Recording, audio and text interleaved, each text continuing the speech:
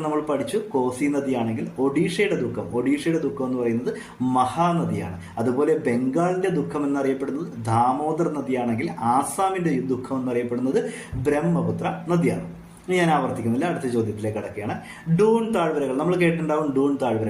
ഈ ഡൂൺ താഴ്വരകൾ പ്രധാനമായും കാണപ്പെടുന്ന ഹിമാലയൻ മലനിര ഏത് എന്നുള്ളതാണ് ചോദ്യം. എന്താണ് ഡൂൺ താഴ്വരകൾ കാണപ്പെടുന്ന ഹിമാലയൻ മലനിര? സിവാലിക് മലനിരകളിലാണ് ഡൂൺ താഴ്വരകൾ പ്രധാനമായും കാണപ്പെടുന്നത്. ഡൂൺ താഴ്വരകൾ പ്രധാനമായും കാണപ്പെടുന്നത് എവിടെയാണ്? സിവാലിക് മലനിരകളിലാണ്. അതേപോലെ ഹിമാലയത്തിന്റെ നട്ടെല്ല് എന്നറിയപ്പെടുന്ന ഒരു പർവ്വതനിരയുണ്ട്. ഏതാണ് ആ പർവ്വതനിര?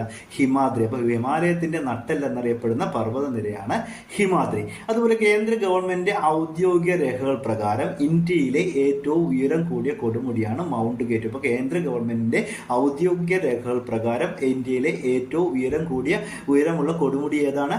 മൗണ്ട് കേറ്റു ആണ്. അതുപോലെ ലോകത്തിലെ ഏറ്റവും ഉയരം കൂടിയ മൂന്നാമത്തെ കൊടുമുടിയാണ് കാഞ്ചൻജംഗ. നമുക്കറിയാം ലോകത്തിലെ തന്നെ ഏറ്റവും ഉയരം കൂടിയ മൂന്നാമത്തെ കൊടുമുടി ഏതെന്ന് ചോദിച്ചാൽ കാഞ്ചൻജംഗയാണ്. അതേപോലെ ഈ കാഞ്ചൻജംഗ സ്ഥിതി ചെയ്യുന്ന ഇന്ത്യൻ പ്രദേശം എന്ന് പറയുന്നത് സിക്കിമാണ്. അപ്പൊ ഇന്ത്യൻ സംസ്ഥാനമായ സിക്കിമിലാണ് കാഞ്ചൻജംഗ സ്ഥിതി ചെയ്യുന്നത്. ഇതിന്റെ പ്രത്യേകത എന്താണ്? ലോകത്തിലെ ഏറ്റവും ഉയരം കൂടിയ മൂന്നാമത്തെ കൊടുമുടിയാണ് കാഞ്ചൻജംഗ. അതുപോലെ ഇന്ത്യയിലൂടെ കടന്നു പോകുന്ന പ്രധാനപ്പെട്ട ഒരു ഭൂമിശാസ്ത്ര രേഖയാണ് ഏത്? ഉത്തരായന രേഖ. അപ്പൊ ഇന്ത്യയിലൂടെ കടന്നു പോകുന്ന പ്രധാനപ്പെട്ട ഭൂമിശാസ്ത്ര രേഖ ഏത് എന്ന് ചോദിച്ചാൽ മറക്കാതെ ഉത്തരം എഴുതുക. എന്താണ്? ഉത്തരായന രേഖ.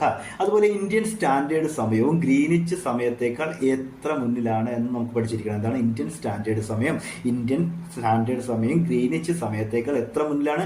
5.5 മണിക്കൂർ മുന്നിലാണ്. അതുപോലെ ഈ ഒരു സമയത്തിന് പ്രത്യേകതയുണ്ട്. നമ്മുടെ ഒരു അയൽ രാജ്യത്തിന്റെ പ്രാദേശിക സമയം, അതായത് പ്രാദേശിക സമയവും ഈ ഇന്ത്യൻ സമയത്തിന് തുല്യമാണ്. ഏത് അയൽ രാജ്യത്തിന്റെയാണ്? ശ്രീലങ്ക. അപ്പൊ ഇന്ത്യയുടെ തുല്യമായ പ്രാദേശിക സമയമുള്ള രാജ്യം ഏത്, അല്ലെങ്കിൽ ഇന്ത്യയുടെ അയൽ രാജ്യം ഏത് എന്ന് ചോദിച്ചാൽ മറക്കാതെ ഉത്തരം പറയുക ശ്രീലങ്കയാണ്. അടുത്ത ചോദ്യം നമ്മൾ കേട്ടിട്ടുണ്ട് മാംഗോ ഷവർ നമ്മൾ കേട്ടിട്ടുണ്ട്. എന്താണ് ഈ മാംഗോ ഷവർ? അതായത് ഏപ്രിൽ പകുതിയോടെ കർണാടകയുടെ കൊങ്കൺ തീരങ്ങളിൽ പെയ്യുന്ന മഴയ്ക്ക് പറയുന്ന പേരാണ് മാംഗോ ഷവർ. ഏപ്രിൽ പകുതിയോടെ കർണാടകയുടെ കൊങ്കൺ തീരങ്ങളിൽ പെയ്യുന്ന മഴയാണ് മാംഗോ ഷവർ.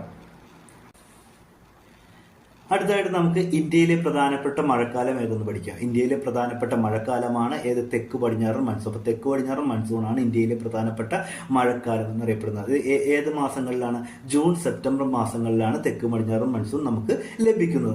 അതേപോലെ എവറസ്റ്റ് കൊടുമുടിയെ കുറിച്ച് പഠിക്കുമ്പോൾ എവറസ്റ്റ് കൊടുമുടി രണ്ട് രാജ്യങ്ങൾ അറിയപ്പെടുന്നു. ഏതൊക്കെ പേരുകൾ? സാഗർ മാത എന്ന് എവറസ്റ്റ് അറിയപ്പെടുന്നത് നേപ്പാളിലാണെങ്കിൽ ചോമോ ലുഗ്മ എന്ന് അറിയപ്പെടുന്നത് ടിബറ്റ്. അപ്പോൾ ടിബറ്റിലെ എവറസ്റ്റ് കൊടുമുടി അറിയപ്പെടുന്ന പേരെന്താണ്?